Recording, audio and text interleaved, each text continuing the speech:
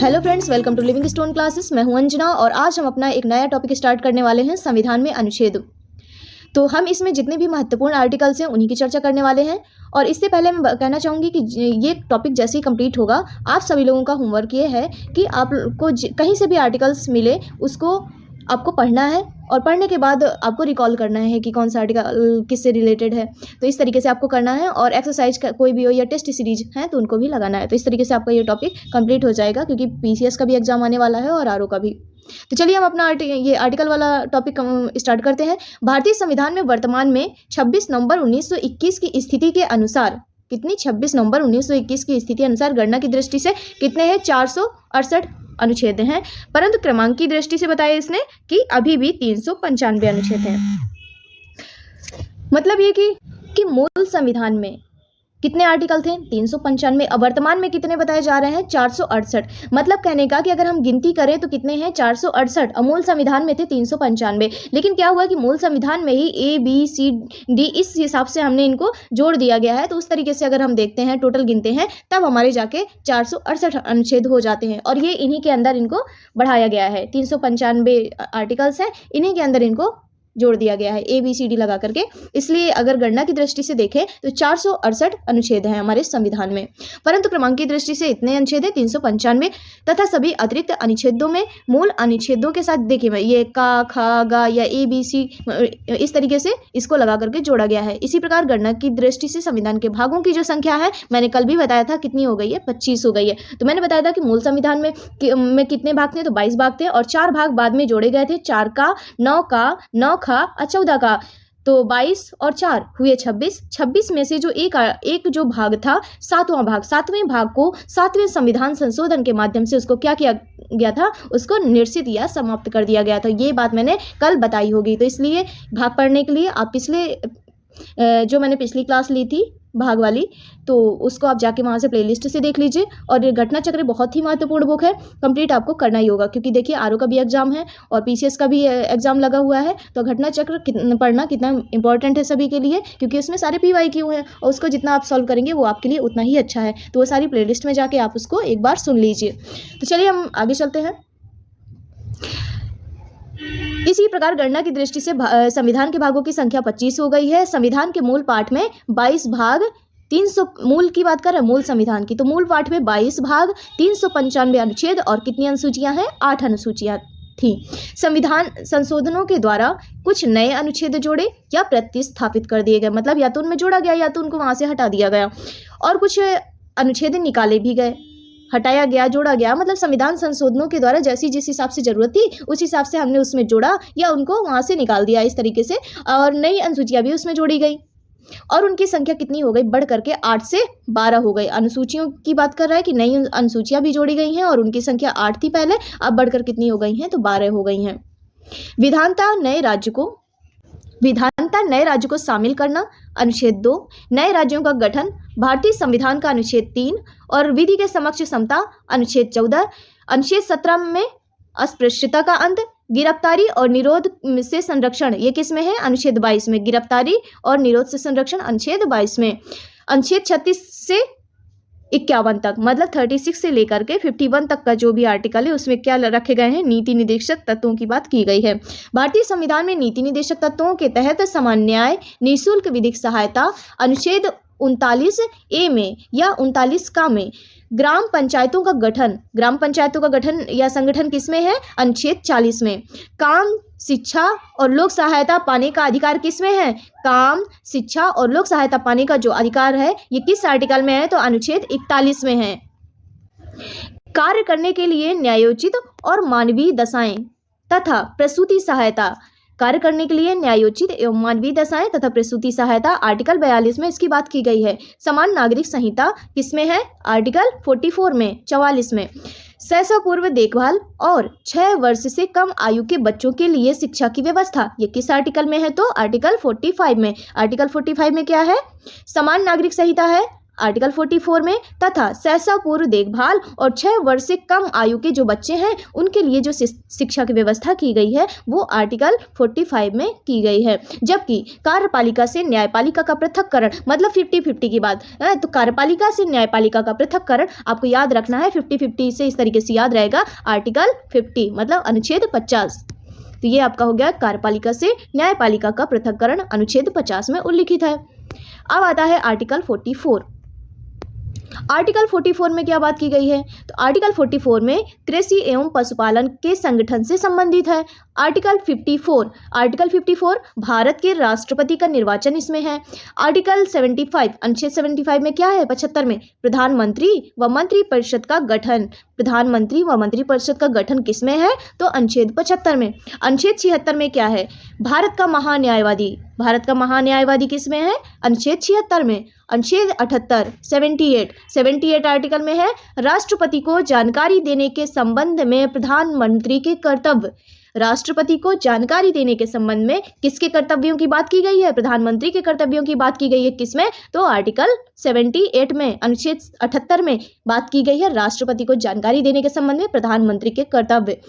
अब अगला है राष्ट्रपति की विधेयकों पर अनुमति। राष्ट्रपति की जो राष्ट्रपति अनुमति देता है विधेयक जब पारित होते हैं तो उसकी जो अनुमति है वो किस में है? तो आर्टिकल 111 मतलब 111 में है। आर्टिकल अनुच्छेद 111 में है। अब अनुच्छेद 117 में क्या है? तो अनुच्छेद 117 है कि अनुच्छेद 110 मतलब, रुकिए 1 मिनट, अनुच्छेद 110 का ये जो सब क्लॉज 1 है कि काम में उल्लिखित जो कर संबंधी प्रावधान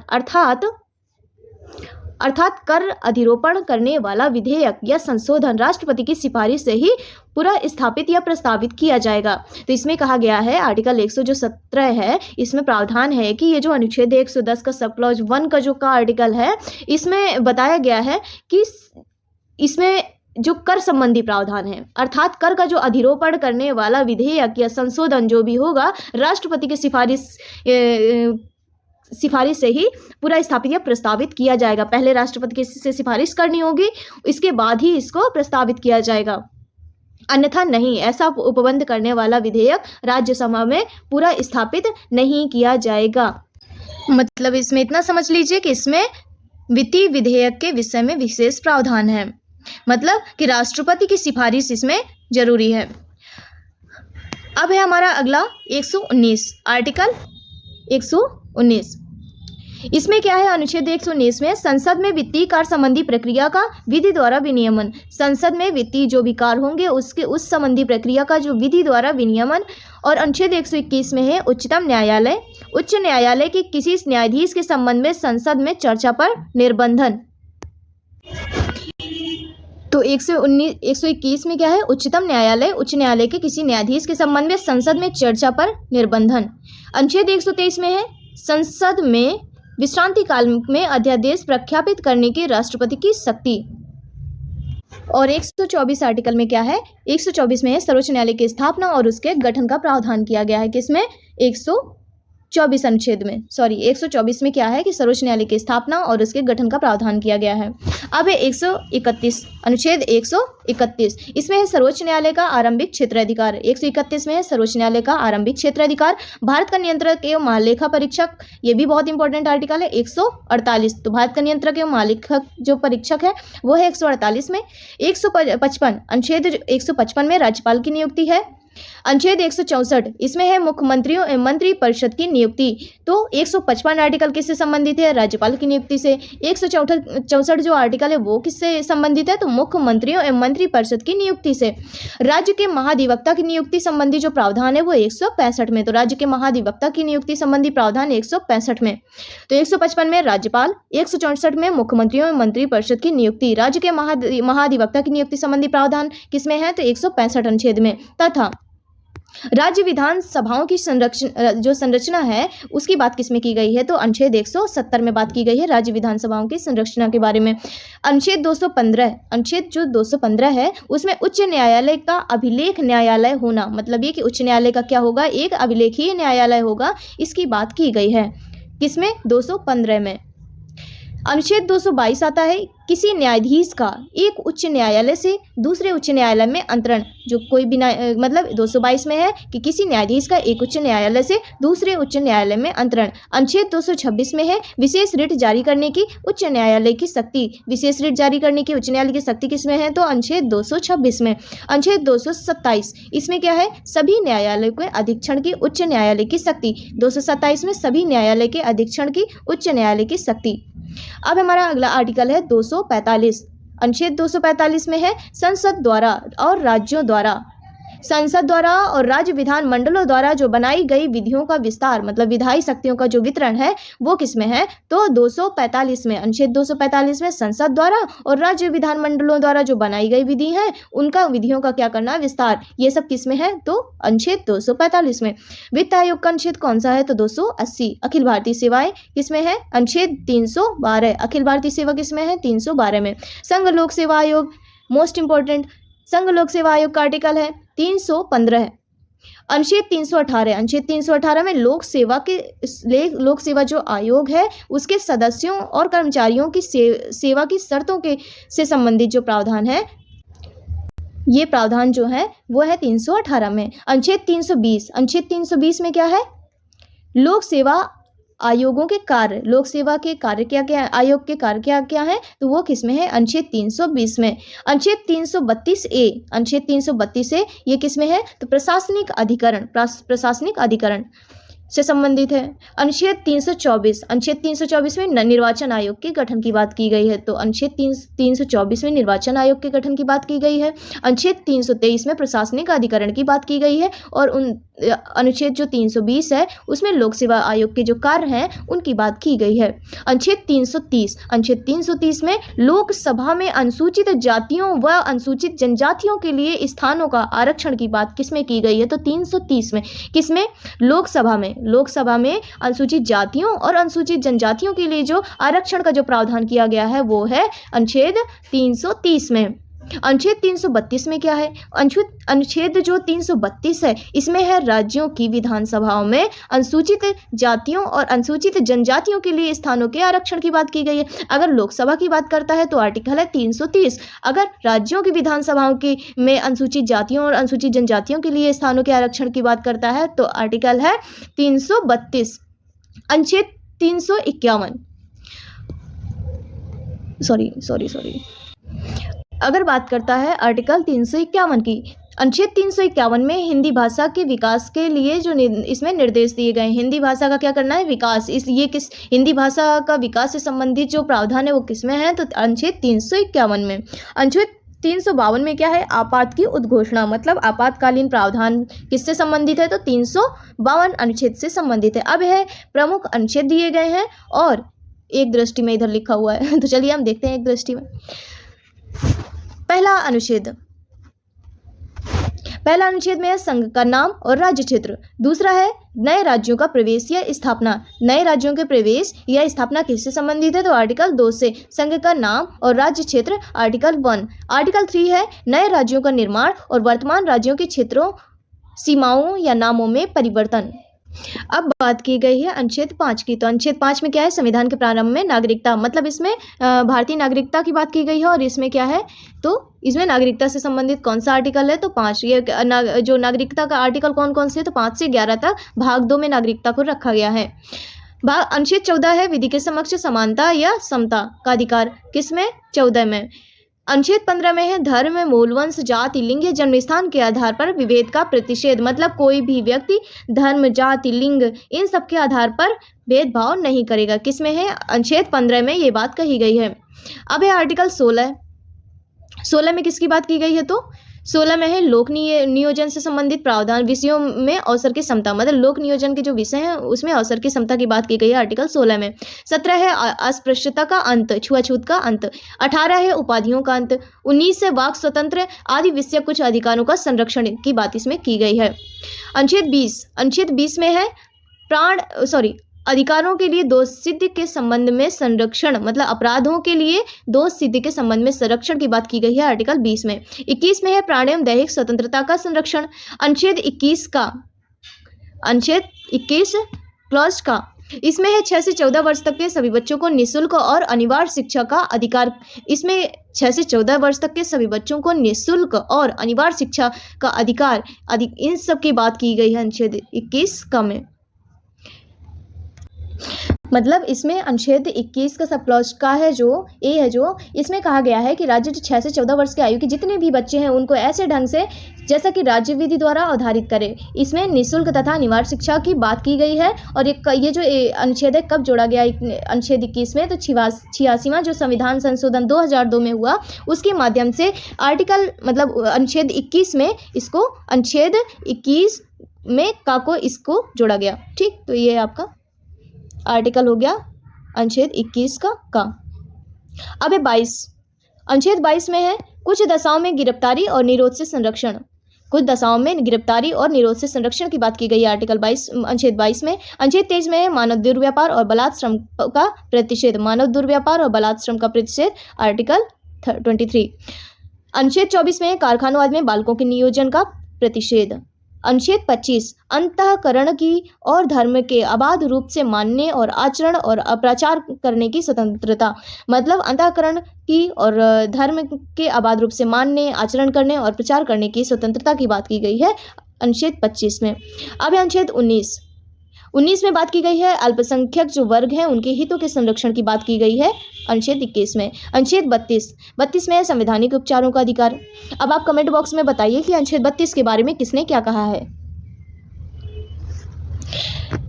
अनुच्छेद 39 में है राज्य द्वारा अनुसरणीय कुछ नीति तत्व।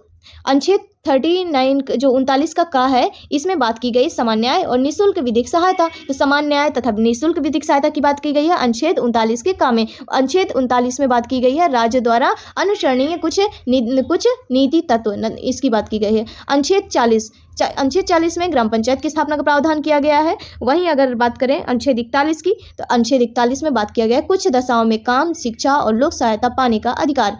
अनुच्छेद 43 का है जो 43 इसमें सहकारी समितियों का संवर्धन की बात की गई है। अनुच्छेद 44 में नागरिकों के लिए एक समान सिविल संहिता की बात की गई है। इसको कहते हैं यूनिफॉर्म सिविल कोड। तो यूनिफॉर्म सिविल कोड का प्रावधान कौन से आर्टिकल से संबंधित है, तो ये अभी चर्चा में भी चल रहा है। तो इस तरीके से ये वाला जो आर्टिकल है 44 और भी बेहद इंपॉर्टेंट हो जाता है। नागरिकों के लिए एक समान सिविल संहिता की बात का प्रावधान है अनुच्छेद 44 में। अनुच्छेद 45 में 6 से कम आयु के जो बच्चों की बाल्यावस्था की देखभाल और शिक्षा के लिए प्रावधान किए गए हैं। अनुच्छेद 48 का इसमें सब क्लॉज का इसमें पर्यावरण का संरक्षण और संवर्धन तथा वन्य जीवों की रक्षा। तो ये वाला इंपॉर्टेंट है, पर्यावरण का संरक्षण, संवर्धन और वन्य तथा वन्य जीवों की रक्षा की बात की गई है। अब है अनुच्छेद 50 में क्या गया है, मैंने बताया था 50-50 कार्यपालिका से न्यायपालिका का पृथक्करण की बात अनुच्छेद 50 में। अनुच्छेद 51 में है अंतर्राष्ट्रीय शांति और सुरक्षा की अभिवृद्धि। अनुच्छेद 51 का में है मूल कर्तव्य किसमें है, तो अनुच्छेद 51 का। अनुच्छेद 52 में है भारत का राष्ट्रपति। अनुच्छेद 55 में है राष्ट्रपति के निर्वाचन की पद्धति। अनुच्छेद 57 में है पुनर्निर्वाचन के लिए पात्रता। ये किसमें है, आर्टिकल 57 में। आर्टिकल 58 में क्या है, राष्ट्रपति पद की योग्यता। आर्टिकल 58 में है राष्ट्रपति पद की योग्यता। अनुच्छेद 60 में क्या है, तो 60 में है राष्ट्रपति द्वारा शपथ या प्रतिज्ञान, मतलब शपथ की बात किसमें कही गई है, तो अनुच्छेद 60 में। अनुच्छेद 61 में राष्ट्रपति पर चलाई जाने वाली महाभियोग की प्रक्रिया। तो राष्ट्रपति पर महाभियोग की प्रक्रिया का प्रावधान किसमें है, तो राष्ट्रपति पर चलाई जाने वाली जो महाभियोग की प्रक्रिया है उसका प्रावधान है अनुच्छेद 61 में। अनुच्छेद 66 है राष्ट्रपति का निर्वाचन। अनुच्छेद 70 है अन्य आकस्मिकताओं में राष्ट्रपति के कृत्यों का निर्वहन। अन्य आकस्मिकताओं में राष्ट्रपति के कृत्यों का निर्वहन की बात की गई है आर्टिकल 70 में।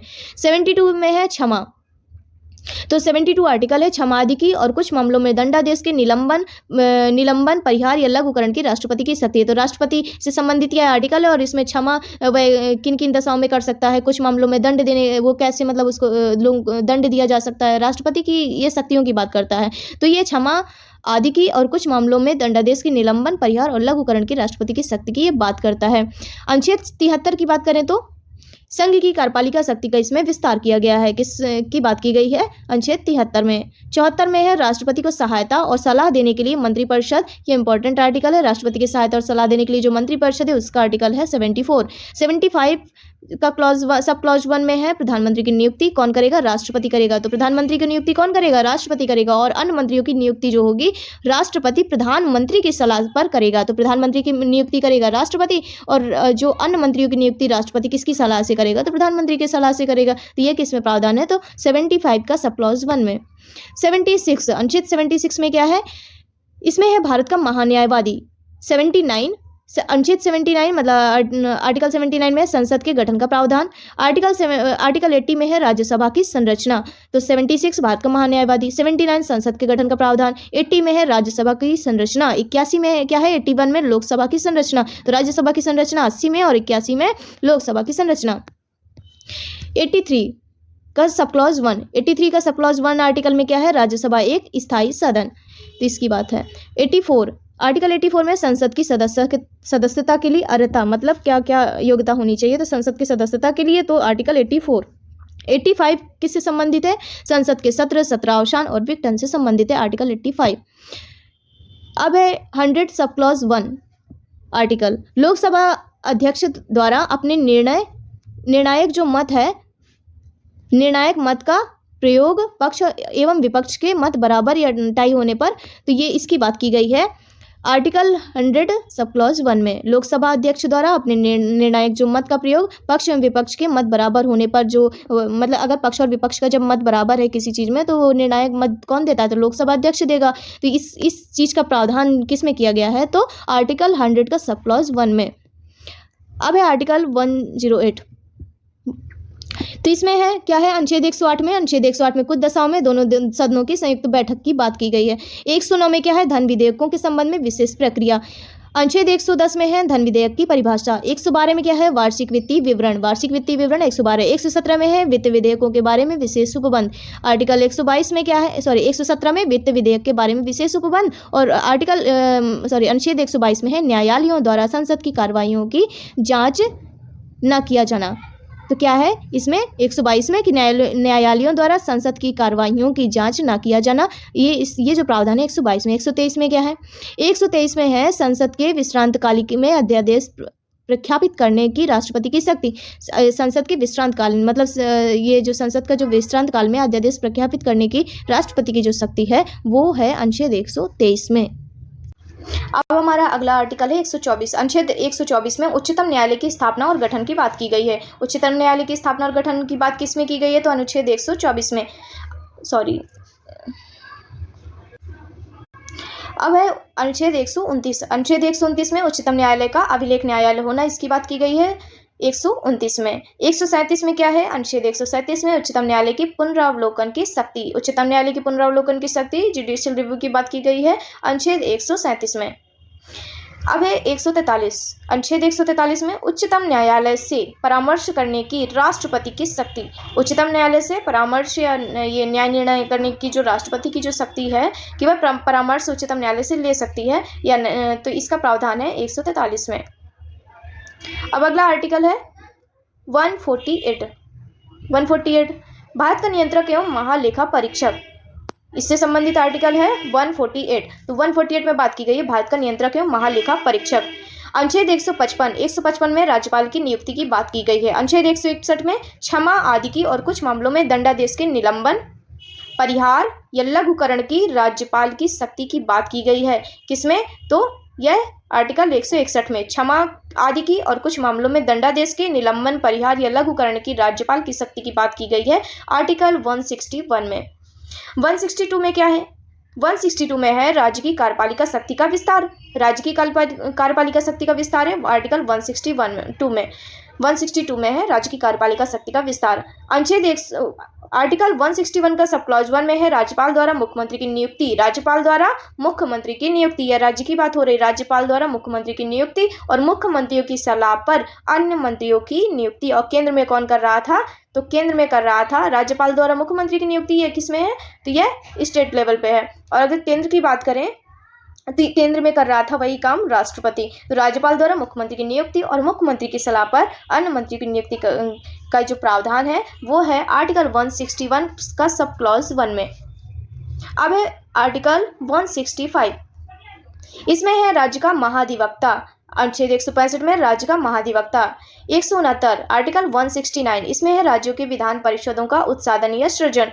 विधान परिषद का उत्साधन या सृजन किसमें है? तो आर्टिकल 169 में। अनुच्छेद 174 174 राज्यपाल द्वारा राज्य विधानमंडल के समय समय पर सत्र बुलाने, उसका सत्रावसान करने और विधानसभा को विघटित करने का अधिकार देता है। कौन सा आर्टिकल? तो 174 क्या है? तो राज्यपाल द्वारा राज्य विधानमंडल के समय समय पर सत्र बुलाने, उसका सत्रावसान करने और विधानसभा को विघटित करने का अधिकार देता है, आर्टिकल 174।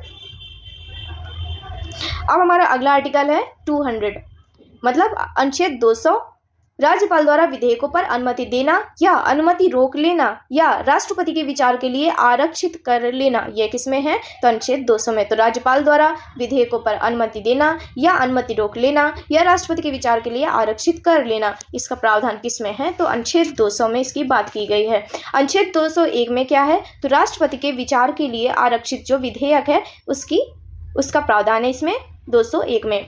अनुच्छेद 213 में क्या है? अनुच्छेद 213 में विधानमंडल के विश्रांत काल में राज्यपाल की अध्यादेश जारी करने की शक्ति। तो 213 में है विधानमंडल के विश्रांत काल में राज्यपाल की अध्यादेश जारी करने की शक्ति का प्रावधान 213 में है। अब है अनुच्छेद 214 में राज्यों के लिए उच्च न्यायालय। राज्यों के लिए उच्च न्यायालय की बात, अनुच्छेद 214। अनुच्छेद 215 में है उच्च न्यायालय का अभिलेख न्यायालय होना। उच्च न्यायालयों का अभिलेख न्यायालय होना, इसकी बात की गई है 215 में। अनुच्छेद 216 उच्च न्यायालयों के गठन से संबंधित है। 216 उच्च न्यायालयों के गठन से संबंधित है। 214 में राज्यों के लिए उच्च न्यायालय, 215 में उच्च न्यायालयों का अभिलेख न्यायालय होना, 216 में उच्च न्यायालयों के गठन की बात की गई है। अनुच्छेद 217 में है उच्च न्यायालय के न्यायाधीशों की नियुक्ति और उसके पद की शर्तें। तो ये क्या है? इसको याद रखना है। इसमें है 217 आर्टिकल है ये, और इसमें है उच्च न्यायालय के जो न्यायाधीश हैं उनकी नियुक्ति और उसके पद की शर्तें क्या क्या है, उसका प्रावधान इसमें किया गया है।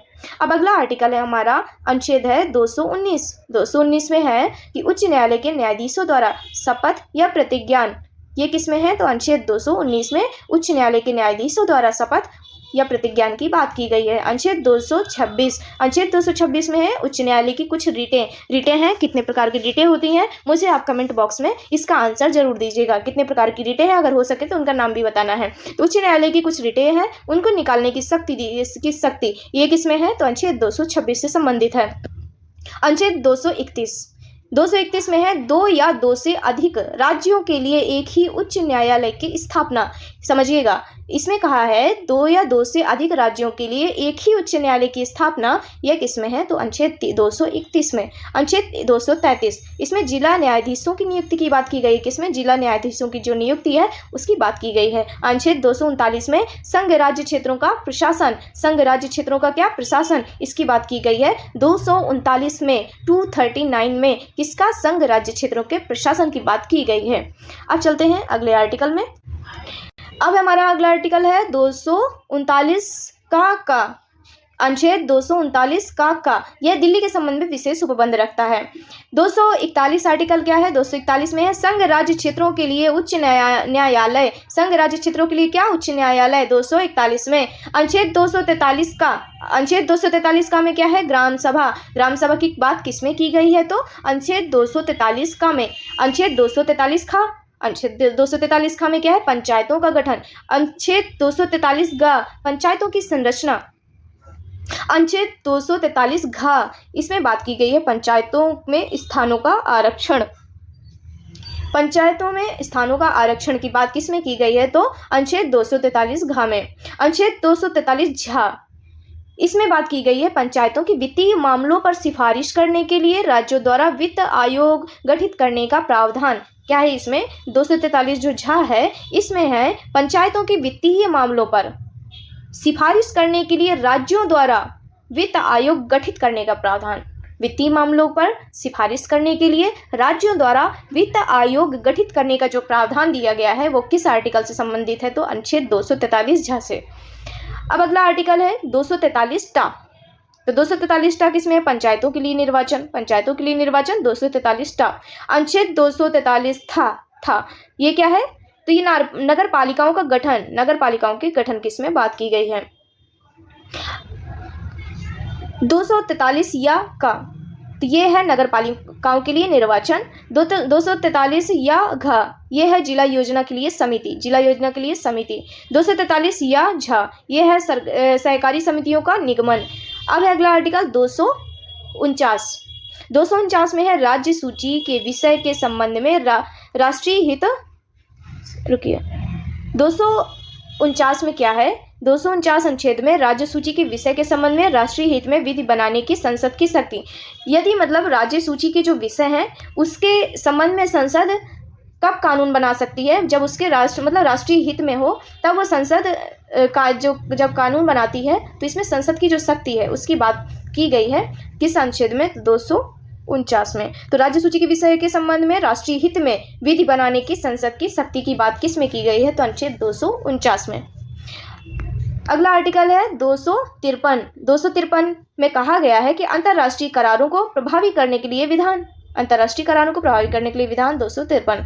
262 अंतर्राज्यिक नदियों या नदी दोनों के जल संबंधी विवादों का न्याय निर्णयन। न्याय निर्णयन मतलब अंतर्राज्यीय जो नदियां हैं या नदी दोनों मतलब दोनों के जल संबंधी जो विवाद है उनका न्याय निर्णयन की बात की गई है 262 में।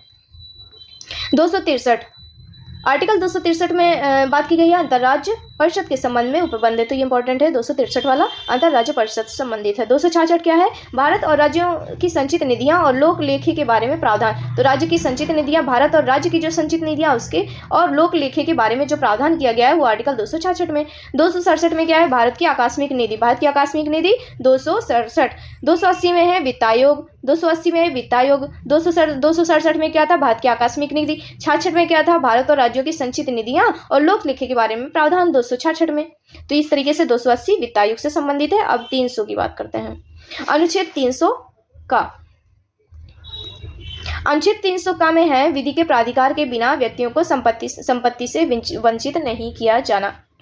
तो इसमें अनुच्छेद 300 का में क्या है, विधि के प्राधिकार के बिना व्यक्तियों को संपत्ति से वंचित ना किया जाना। तो इससे संबंधित प्रावधान 300 का में है। 312 में क्या है, अखिल भारतीय सेवाएं। तो इसका आर्टिकल कौन सा है, 312 क्या है, अखिल भारतीय सेवाओं से संबंधित है। 315 में क्या है, तो संघ और राज्यों के लिए लोक सेवा आयोग। तो संघ और राज्यों के लिए लोक सेवा आयोग क्या है, 315। 312 में अखिल भारतीय सेवाएं। 324 में है निर्वाचनों के अधीक्षण, निदेशन और नियंत्रण का जो निर्वाचन आयोग में निहित होना, इसकी बात की गई है अनुच्छेद 324 में। तो निर्वाचनों के अधीक्षण, निदेशन, नियंत्रण का निर्वाचन आयोग में निहित होना, ये जो प्रावधान है 324 में किया गया है। अब है 326 में है लोकसभा और राज्यों की विधानसभाओं के लिए क्या, 326 में है लोकसभा और राज्यों की विधानसभाओं के लिए निर्वाचनों का वयस्क मताधिकार के आधार पर होना।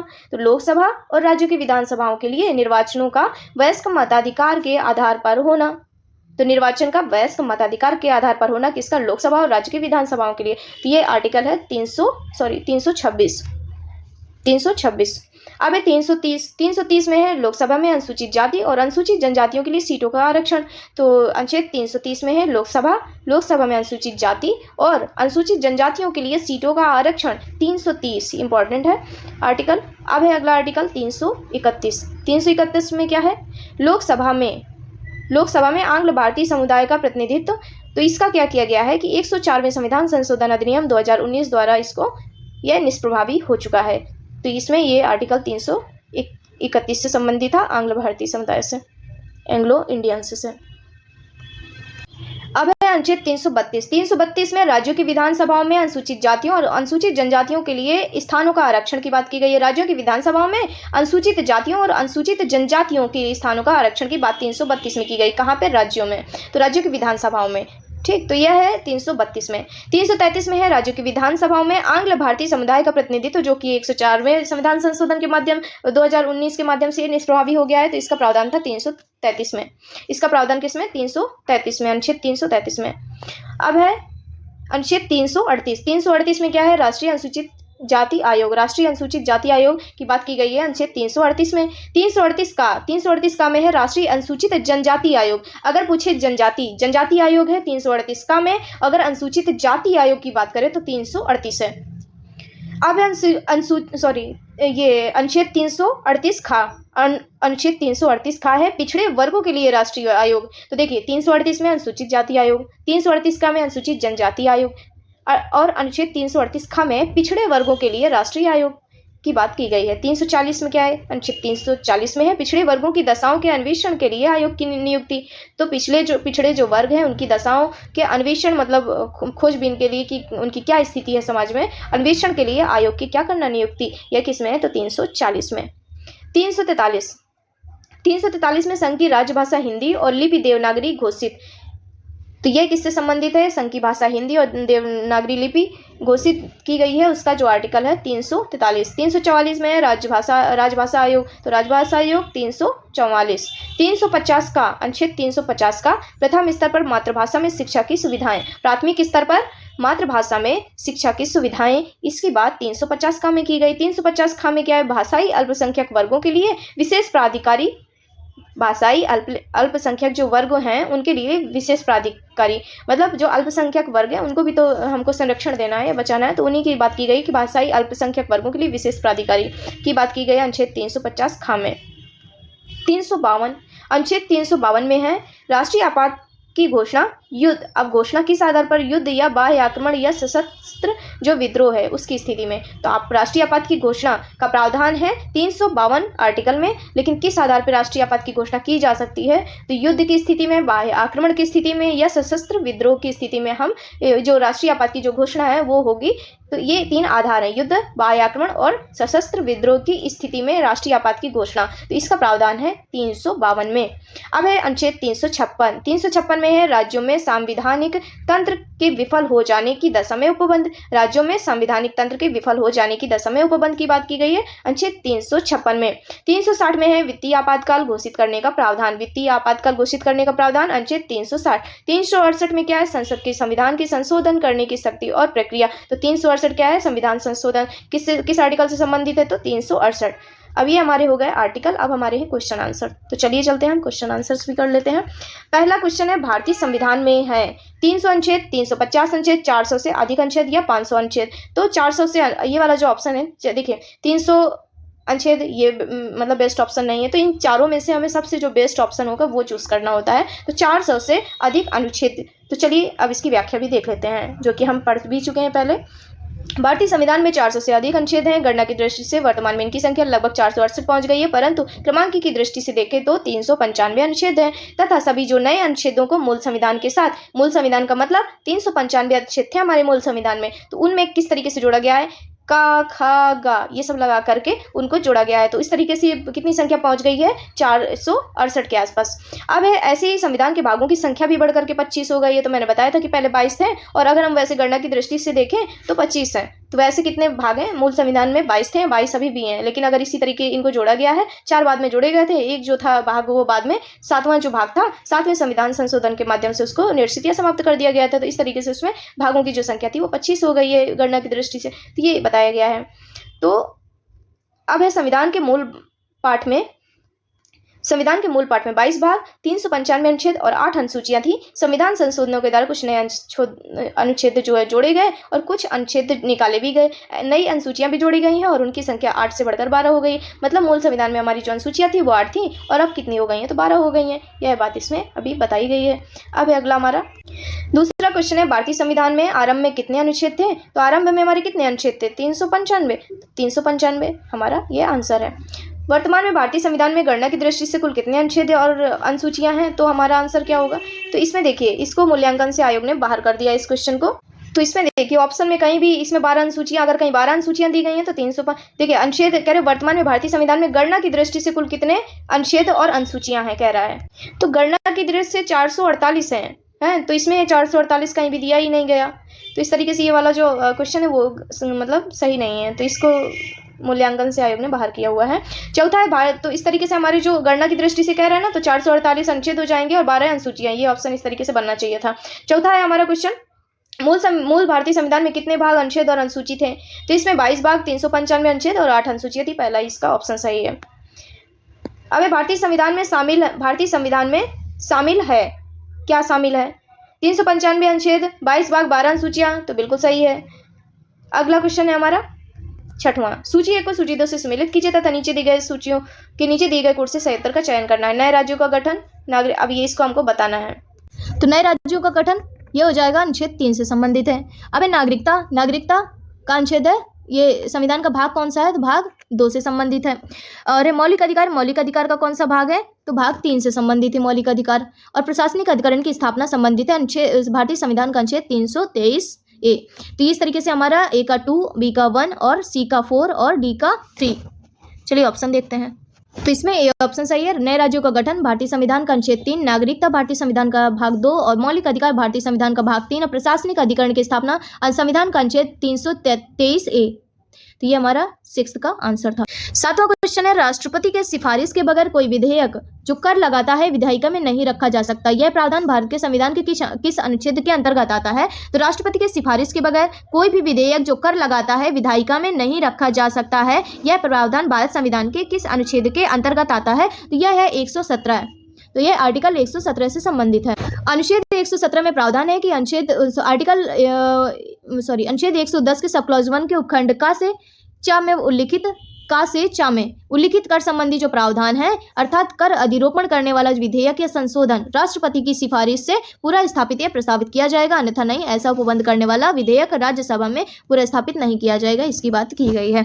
तो इसमें 117 में यह प्रावधान है कि अनुच्छेद इसके अंतर्गत मतलब 110 का सब क्लॉज 1 के उपखंड का से च में उल्लिखित कर संबंधी जो प्रावधान है, अर्थात कर अधिरोपण करने वाला विधेयक या संशोधन राष्ट्रपति की सिफारिश से ही पूरा स्थापित या प्रस्तावित किया जाएगा, कहने का मतलब ये है, अन्यथा नहीं। ऐसा उपबंध करने वाला विधेयक राज्यसभा में पूरा स्थापित नहीं किया जाएगा। अब हमारा 8वां क्वेश्चन है, वित्त विधेयकों के बारे में विशेष उपबंध किस अनुच्छेद के अंतर्गत किया गया है, तो वित्त विधेयक के बारे में विशेष उपबंध किससे संबंधित है, आर्टिकल 117 अभी हमने पढ़ा। संविधान के अनुच्छेद 117 में वित्त विधेयक के बारे में विशेष उपबंध किया गया है और अनुच्छेद 119 में संसद में वित्तीय कार्य संबंधी प्रक्रिया का विधि द्वारा विनियमन, अनुच्छेद 121 में उच्चतम न्यायालय या उच्च न्यायालय के किसी न्यायाधीशों द्वारा कर्तव्यों के निर्वहन में किए गए आचरण के संबंध में संसद में चर्चा पर निर्बंधन तथा अनुच्छेद 123 में संसद के विश्रांति काल में अध्यादेश प्रख्यापित करने की राष्ट्रपति की शक्ति का क्या है, उल्लेख है। तो 117 में वित्त विधेयक के संबंध में विशेष उपबंध है और 119 में है संसद में वित्तीय कार्य संबंधी प्रक्रिया का विधि द्वारा विनियमन और 121 में है उच्चतम न्यायालय उच्च न्यायालय के किसी न्यायाधीश द्वारा कर्तव्यों के निर्वहन में किए गए किसी आचरण के संबंध में संसद में चर्चा पर निर्बंधन और 123 में है संसद के विश्रांति काल में अध्यादेश प्रख्यापित करने की राष्ट्रपति की शक्ति का उल्लेख किया गया है। ये कौन सा क्वेश्चन था, 8वां। अब है 9वां क्वेश्चन, भारतीय संविधान के किस अनुच्छेद के अंतर्गत अखिल भारतीय सेवाओं का प्रावधान किया गया है, तो 312 में अखिल भारतीय सेवाओं का प्रावधान किया गया है। भारतीय संविधान के अनुच्छेद 312 के तहत अखिल भारतीय सेवाओं का प्रावधान किया गया है। इस अनुच्छेद के अनुसार यदि राज्यसभा में उपस्थित और मत देने वाले जो सदस्य हैं उनका कम से कम 2/3 बहुमत से जो समर्थित संकल्प घोषित किया है कि राष्ट्रीय हित में ऐसा करना आवश्यक है, तो संसद जो है विधि द्वारा अखिल भारतीय सेवाओं के सृजन हेतु उपबंध कर सकती है। मतलब जो अनुच्छेद 312 है इसके तहत अखिल भारतीय सेवाओं के गठन का प्रावधान है और इस अनुच्छेद में यह है कि यदि राज्यसभा ने उपस्थित और मत देने वाले जो सदस्य हैं कम से कम 2/3 बहुमत से समर्थित जो संकल्प से घोषित अगर हो जाता है तो यह राष्ट्रीय हित में करना ऐसा आवश्यक है, तो विधि तो क्या है कि संसद विधि द्वारा अखिल भारतीय सेवाओं का क्या करती है, सृजन कर सकती है। अब है 10वां क्वेश्चन, निम्नलिखित में से कौन सी जोड़ी संस्था या संविधान के अनुच्छेद सुमेलित है। 10वां क्वेश्चन का बताना है हमको आंसर। तो इसका जो है भारत का सर्वोच्च न्यायालय 318, इसमें सही जोड़ी भारत का निर्वाचन आयोग 324, भारतीय संघीय लोक सेवा आयोग 332 और महाधिवक्ता 351 कह रहा कौन सा जोड़ी सही सुमेलित है, तो इसका बी ऑप्शन सही है। भारत का निर्वाचन आयोग 324 से संबंधित है। अब चलिए व्याख्या भी देख लेते हैं। भारतीय संविधान के अनुच्छेद 324 में निर्वाचन आयोग के गठन का प्रावधान है। निर्वाचन आयोग का गठन मुख्य निर्वाचन आयुक्त तथा अन्य निर्वाचन आयुक्तों से किया जाता है जिनकी संख्या समय समय पर राष्ट्रपति द्वारा नियत की जाती है। अनुच्छेद 124 में सर्वोच्च न्यायालय के गठन का क्या है, प्रावधान है, जबकि अनुच्छेद 318 में लोक सेवा के सदस्यों और कर्मचारियों की सेवा की शर्तों के बारे में विनियमन बनाने की शक्ति नहीं है। किसमें, अनुच्छेद 318 में। संघ और राज्यों के लिए लोक सेवा आयोग के प्रावधान अनुच्छेद 315 में उल्लिखित है। संघ और राज्यों के लिए लोक सेवा आयोग का जो प्रावधान है वो 315 में है और 318 में लोक सेवा आयोग के जो सदस्य और कर्मचारियों की सेवा की शर्तों के बारे में विनियमन बनाने की जो शक्ति इसमें का जो प्रावधान है वो 318 में और 315 में संघ और राज्यों के लिए लोक सेवा आयोग के प्रावधान की बात की गई है। जबकि 332 में राज्यों की विधानसभाओं में अनुसूचित जातियों और अनुसूचित जनजातियों के लिए के स्थानों के आरक्षण से संबंधित है ये। तो ये 332 में राज्यों की जो विधानसभाएं हैं उसमें अनुसूचित जातियों और अनुसूचित जनजातियों के स्थानों के आरक्षण की बात की गई है। राज्य के महाधिवक्ता की नियुक्ति संबंधी प्रावधान जो है, राज्य के जो महाधिवक्ता होते हैं उनकी नियुक्ति संबंधी जो प्रावधान 165 में है, जबकि 351 में क्या है, हिंदी भाषा के विकास के निर्देश दिए गए हैं। 351 में क्या है, हिंदी भाषा के विकास के लिए निर्देश दिए गए हैं। अब अगला है क्वेश्चन 11 में निम्नलिखित में से कौन सा एक सही सुमेलित नहीं है। तो एक हमको क्या बताना है, गलत बताना है, मतलब 3 सही सुमेलित है और एक इसमें गलत है। तो कौन सा इसमें है अनुच्छेद 39A। तो इसमें अनुच्छेद 39 है सामान्य न्याय एवं निःशुल्क विधिक सहायता। 40 है ग्राम पंचायतों का संगठन, सही है। 39 भी सही है, सामान्य निःशुल्क विधिक सहायता। 44 समान नागरिक संहिता, सही है। और 48 क्या है, न्यायालय का कार्यपालिका से पृथक्करण, तो गलत है। ये जो है न्यायालय का कार्यपालिका से पृथक्करण बताया था 50-50, मतलब आर्टिकल 50 से संबंधित है, अनुच्छेद 50 से संबंधित है। 48 में क्या है, फिर 48 में कृषि एवं पशुपालन के संगठन से संबंधित है, कृषि एवं पशुपालन के संगठन से संबंधित है। तो इसकी चलिए व्याख्या देखते हैं। भारतीय संविधान में नीति निर्देशक तत्वों के तहत समान न्याय और निःशुल्क विधिक सहायता अनुच्छेद 339 में, ग्राम पंचायतों का संगठन या गठन 40 में, समान नागरिक सहायता 44 में, जबकि कार्यपालिका से न्यायपालिका का पृथक्करण किसमें है, 50 में। और 48 में क्या है, तो 48 में कृषि एवं पशुपालन के संगठन से संबंधित है। 12वां है, सूची 1 को सूची 2 के साथ सुमेलित कीजिए तथा नीचे दिए गए कुछ से सही उत्तर का चयन करना है। एक तरफ है संविधान के अनुच्छेद, दूसरी तरफ उसके विषय दिए गए हैं। तो इसमें कह रहा कौन सा सही है। पहला है 124, अनुच्छेद 124, तो इसका संघीय न्यायपालिका, तो इसका अनुच्छेद 124 एक का 1 सही है ये। अनुच्छेद 5 में नागरिकता, तो ये भी सही है। अनुच्छेद 5 में क्या है, नागरिकता, ये भी सही है। और 124 में संघीय न्यायपालिका। अनुच्छेद 352 में आकस्मिक प्रावधान, तो आकस्मिक प्रावधान की बात 352 में की गई है, ये भी सही है, ये भी सही है और ये भी सही है। 3 ऑप्शन इसके सही हैं। 245 में क्या है, तो विधायी शक्तियों का वितरण, तो ये चारों ऑप्शन सही हैं। संविधान अनुच्छेद 5 में संविधान के प्रारंभ के समय, अनुच्छेद 5 में संविधान के प्रारंभ के समय नागरिकता। 124 में उच्चतम न्यायालय की स्थापना का गठन। 245 में संसद द्वारा और राज्य विधान मंडलों द्वारा बनाई गई विधियों का विस्तार। संसद द्वारा और राज्य विधान मंडलों द्वारा बनाई गई विधियों का विस्तार मतलब विधायी शक्तियों का वितरण की बात की गई है अनुच्छेद 245 में। 352 में क्या है, तो आपात की उद्घोषणा, मतलब आपातकालीन जो प्रावधान है वो किसमें है, तो अनुच्छेद 352 में। तो इसमें ज्ञातव्य है कि प्रश्न के हिंदी संस्करण में आकस्मिक प्रावधान लिखा है जो कि गलत है और इसके स्थान पर आपातकालीन होना चाहिए था। मतलब इसमें क्या लिखा है, हिंदी संस्करण में आकस्मिक प्रावधान लिखा है जो कि गलत है और इसके स्थान पर क्या होना चाहिए, आपातकालीन प्रावधान। तीसरा जो ऑप्शन है ना, इसमें देखिए मैं दिखाती हूँ, इसमें देखिए आकस्मिक प्रावधान लिखा है, तो इसी की तीसरे वाले पॉइंट में ये लिखा है, तो यही कह रहा है कि आकस्मिक प्रावधान नहीं लिखा होना चाहिए था हिंदी संस्करण में, तो ये इसमें क्या होना चाहिए था, आपातकालीन होना चाहिए था। जबकि अंग्रेजी में इसमें इमरजेंसी का सही अनुवाद आपातकालीन होगा, जबकि आकस्मिक के लिए संविधान में अंग्रेजी शब्द कॉन्टिंजेंसी का प्रयोग किया गया है। ठीक, आकस्मिक के लिए, तो ये इस तरीके से ये देखना है। और इसमें जो आंसर दिया है इन्होंने, तो ये ऑप्शन दिया है, मतलब उसके 4 ऑप्शन सही थे। सूची 1 को सूची 2 से सुमेलित करना है, नीचे दिए गए कुछ से सही उत्तर का चुनाव करना है। अब चलिए आगे देखते हैं, करें कौन सा आंसर सही है। इसमें मिलाना है हमको। अनुच्छेद 14 का क्या है, अनुच्छेद 14 किससे संबंधित है, तो यह समानता का अधिकार। अनुच्छेद 14 किससे संबंधित है, समानता का अधिकार, ये A का 3 हो जाएगा। अनुच्छेद 36 की बात की गई है, तो 36 मतलब नीति निर्देशक तत्व। 74, अनुच्छेद 74 यह मंत्रिपरिषद से संबंधित है। 368 में संविधान संशोधन की प्रक्रिया है, तो A का 3 हो जाएगा, B का 4 और C का 2 और D का 1। तो हमारा आंसर, राइट आंसर क्या होगा, विकल्प देखते हैं। तो इसमें डी ऑप्शन सही है। संविधान का अनुच्छेद 14 जो है समानता का अधिकार, 36 से 51 तक किसकी, नीति निर्देशक तत्वों की बात की गई है। 74 में क्या है, मंत्रिपरिषद, तथा 368 में क्या है, संविधान संशोधन की प्रक्रिया से संबंधित है। 14 में सूचियों को सूची 2 के साथ सुमेलित कीजिए तथा नीचे दिए गए सूचियों से नीचे दिए गए जो सूचियां उनमें से कोटों का उपयोग करते हुए सही उत्तर का चयन करना है हमको। चलिए करते हैं। विधानतः नए राज्यों को शामिल करना, तो ये किसमें है, अनुच्छेद 2 में। समानता का अधिकार फिर से आया, आर्टिकल 14। अब है गिरफ्तारी और निरोध से संरक्षण, अनुच्छेद 22। राष्ट्रपति का विधेयक को अनुमति देने का अधिकार, तो ये किसमें है, राष्ट्रपति को विधेयक को अनुमति देने का अधिकार, ये किसमें है, 111 से संबंधित है। तो नए राज्यों को शामिल करना, अनुच्छेद 2। समता का या समानता का अधिकार, अनुच्छेद 14 से संबंधित है। गिरफ्तारी और निरोध से संरक्षण, अनुच्छेद 22। और राष्ट्रपति का विधेयक को अनुमति देने का अधिकार 111 से 11 है। तो ये हम पढ़ चुके हैं। नए राज्यों को शामिल करना अनुच्छेद 2, समानता का अधिकार 14, गिरफ्तारी और निरोध का संरक्षण 22 और राष्ट्रपति का विधेयक को अनुमति देने का जो अधिकार है वो 111। सूची 1 को सूची 2 के साथ सम्मिलित कीजिए तथा नीचे दिए गए कूट का प्रयोग करके सही आंसर का चुनाव करना है। संविधान का अनुच्छेद दिया गया है, दूसरी तरफ अंतर वस्तु की बात की गई है। अब अनुच्छेद 14 14 नहीं 54 है, अनुच्छेद 54। अब 54 में क्या है, तो 54 किसे मतलब इसको मैच करना है। 54 है भारत के राष्ट्रपति का निर्वाचन, तो 54 सही है, भारत के राष्ट्रपति का निर्वाचन।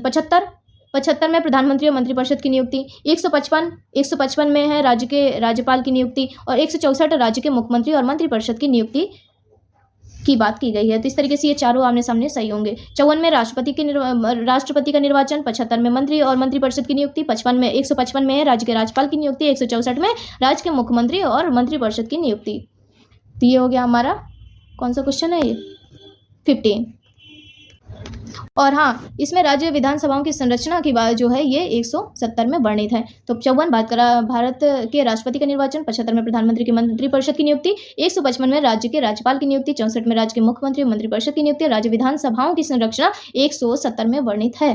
फिर से सूची 16 क्वेश्चन है। सूची 1 को सूची 2 से सम्मिलित कीजिए, नीचे दिए गए सूचियों के नीचे दिए गए कूट से सही उत्तर का चुनाव करिए। अब एक तरफ है अनुच्छेद और दूसरी तरफ इसका प्रावधान दिया गया है। तो चलिए देखते हैं अनुच्छेद 61।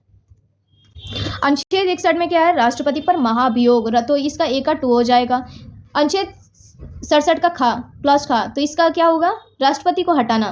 94 में क्या है, स्पीकर को हटाना। और 90 में क्या है, राज्यसभा के उपसभापति को हटाना।